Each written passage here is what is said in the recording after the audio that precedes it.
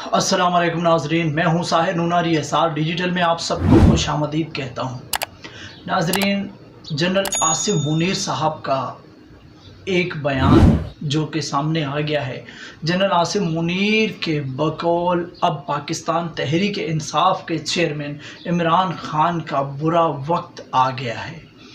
अब ट्रायल होना है, वो भी आर्मी एक्ट के तहत और सीक्रेट एक्ट के तहत।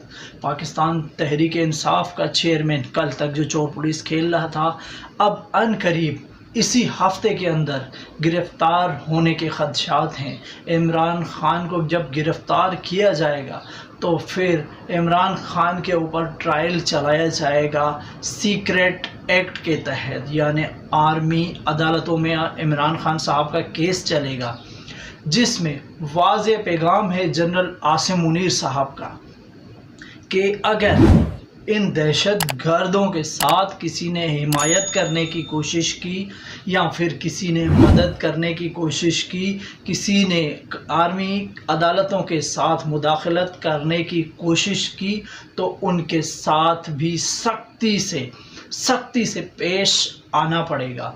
यानी सिंपल और सादा लफ्ज़ों में अगर मैं कहूँ तो पाकिस्तान की अदालतों को, यानी कि अदलिया को भी वाज़ेह एक पैगाम चला गया है कि अगर हमारे काम में मुदाखलत आप करेंगे तो फिर आप लोगों के ऊपर भी बुरा वक्त आ सकता है। आप लोगों के साथ भी सख्ती से हम पेश आ सकते हैं। यानी कहने का मतलब ये था, ये जो अब तक पीटीआई के जितने भी लोग जो 2 दिन अंदर 3 दिन अंदर के बाद उनकी ज़मानतें हो जाती थी, तो अब जनरल आसिम मुनीर साहब ने वाज़ेह पैगाम दे दिया है कि अगर अब कोई गिरफ़्तार हुआ, आर्मी एक्ट के तहत किसी को गिरफ़्तार किया गया और अदालतों ने मुदाखलत की, तो उनके साथ भी सख्ती से पेश आया जाएगा।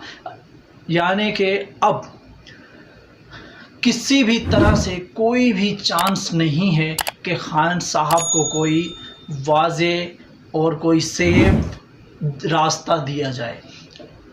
लिहाजा जनरल आसिम मुनीर के इतने सख्त रद्द अमल, इतने सख्त बयान के बाद लग ये रहा है कि अब पीटीआई 100% एक मुश्किल तरीन वक्त में है, क्योंकि तकरीबन 200 से ज़्यादा उनके अपने रहनुमा जो कल तक पीटीआई को संभाल सकते थे, संभाल पाते थे, वो उनको छोड़ के चले गए हैं जहांगीर तरीन साहब के पास।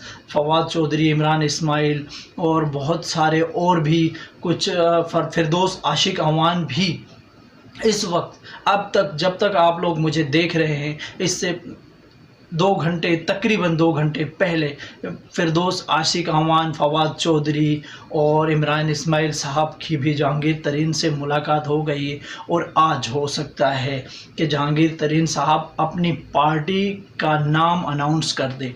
और कहा यही जा रहा है कि पाकिस्तान तहरीक इंसाफ से निकलने के बाद अब जहांगीर तरीन अपनी जो पार्टी बना रहा है उसका नाम रखने वाले हैं इस्तेहकाम पाकिस्तान। वही जिसको कल तक लोटे लोटे कहते थे, आज उनको घुमा फिरा के एक जगह पे जमा करके अगर ये इस्तेहकाम पाकिस्तान की पार्टी बनाना चाहते हैं, चलें कोशिश करके देखें। और हम भी देखते हैं कि जहांगीर तरीन साहब की ये पार्टी कितनी मकबूलियत होती है। क्या जहांगीर तरीन साहब का भी कोई अपना वोट बैंक है? क्या उनको भी कुछ सीटें मिल जाती है? अब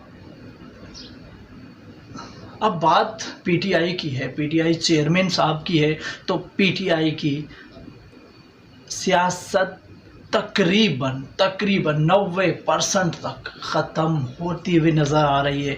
क्योंकि पीटीआई में जो पुराने लोग थे, जो संभाल सकते थे, वो सब पीटीआई को छोड़ के चले गए हैं। और अनकरीब इमरान खान साहब भी जब गिरफ़्तार होंगे तो मुझे नहीं लगता इमरान खान साहब के बाद कोई ऐसा शख्स है जो पीटीआई को संभाल सके। शाह महमूद कुरैशी के बारे में तो मैं पहले भी बता चुका हूं, आप लोग नीचे देख सकते हैं मेरी پہلے میرے 15 سے 20 دن پہلے یعنی 9 مئی سے بھی پہلے میں نے ایک ویڈیو ریکارڈ کر لی تھی کہ شاہ محمود قریشی صاحب کی تو پی ٹی آئی کی چیئر پہ نظر ہے، لیکن اب جب کہ پی ٹی آئی ہی نہیں رہی تو وہ اس چیئر کا کیا کریں گے؟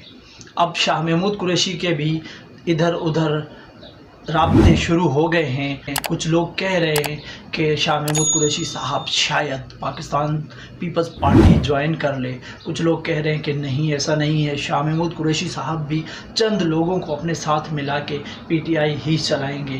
تو اب دیکھا جائے تو شاہ محمود قریشی جہاں ہیں وہیں پہ ہی سیو ہیں، پی ٹی آئی میں ہی اگر رہیں تو سیو ہیں، کیونکہ اگر شاہ محمود قریشی صاحب نے بھی پی ٹی آئی چھوڑ دی تو شاہ محمود قریشی صاحب بھی اپنا ووٹ بینک ختم کر دیں گے۔ ان کا بھی ووٹ بینک جو کہ پی ٹی آئی کی وجہ سے ہے وہ پوری طرح سے فلاپ ہو جائے گا۔